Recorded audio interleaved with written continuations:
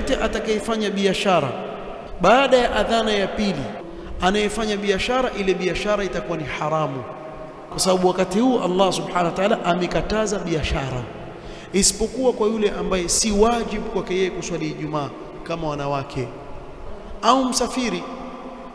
Kwa katika hali kama hii itakuwa ni halali kwa wao kufanya biashara. Lakini mtu ambaye ni wajibu kuhudhuria Jumaa kisha akaendelea na biashara wakati adhana ishaadhiniwa, khatibu yuko juu ya mimbar, ile biashara yake itakuwa ni haramu, na kipato kinachopatikana kwa wakati ule itakuwa ni haramu, sababu ni wakati ambao Allah sema wadharul bay', wacheni mambo ya biashara wakati huo.